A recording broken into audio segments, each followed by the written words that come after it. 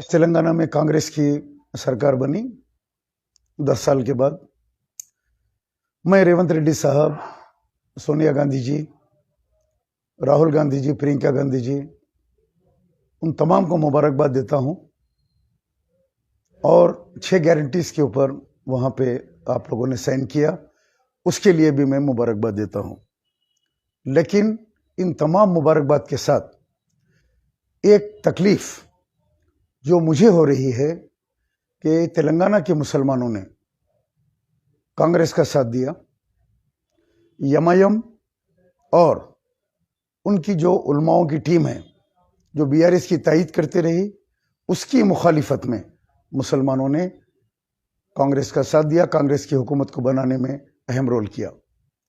लेकिन मुझे बड़ा अफसोस हो रहा है कि आज पहली कैबिनेट का ऐलान किया गया, उसमें कोई मुस्लिम को ओहदा नहीं दिया गया, कि कोई मिनिस्टर का ऐलान नहीं किया गया।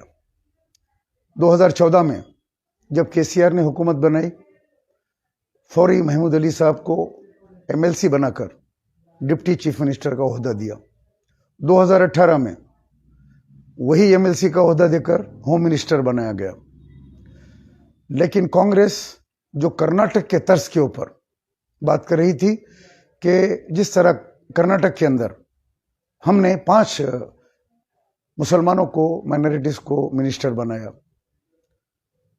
उसी तर्ज के ऊपर मुसलमान हमारा साथ दो तेलंगाना का, और हम हुकूमत बनाएंगे तो मुसलमानों के साथ इंसाफ करेंगे, उनको हिस्सेदारी देंगे। लेकिन आज मुझे ये कहते हुए बड़ा अफसोस हो रहा है, जनाब रेवंत रेड्डी साहब, क्या आपने हमको मायूस किया? मैंने आपसे मुलाकात की, 12 पॉइंट्स का मेमोरेंडम आपको दिया। उसमें पहली चीज आपको मैंने जो लिखी कि 12% मुसलमान तेलंगाना में रहते हैं, मुसलमानों को मुसलमानों की आबादी के हिसाब से रिप्रेजेंटेशन मिलना चाहिए। आपने वादा किया था कि हाँ, रिप्रेजेंटेशन मिलेगा। लेकिन आज फर्स्ट कैबिनेट के अंदर कम से कम एक मुसलमान वजीर का, एक कैबिनेट मिनिस्टर का ऐलान करते आप एमएलसी कोटे से, जबकि कौशिक रेड्डी जो एमएलसी है वो एमएलए बन गया, एक सीट खाली हो गई। इस वक्त एक सीट एमएलसी की खाली है, उस जगह के ऊपर किसी मुसलमान को आप कैबिनेट के अंदर आज शपथ दिलाते, 1 महीने के बाद भले उसको एमएलसी बनाते, लेकिन कैबिनेट की शपथ दिलाना ये कांग्रेस का काम था।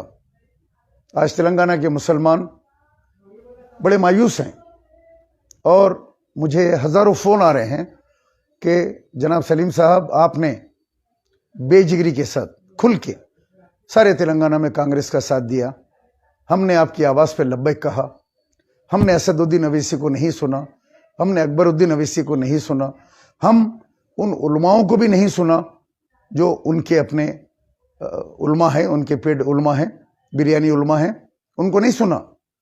हमने कांग्रेस का साथ दिया। बहुत कम लोग हैं जो निकल के आपकी तरह जो है कांग्रेस को आज इख्तिदार के ऊपर लाने के लिए मेहनत करे। आपकी जिम्मेदारी थी कि आप आज पहली कैबिनेट के अंदर एक मिनिस्टर का आप ऐलान करते।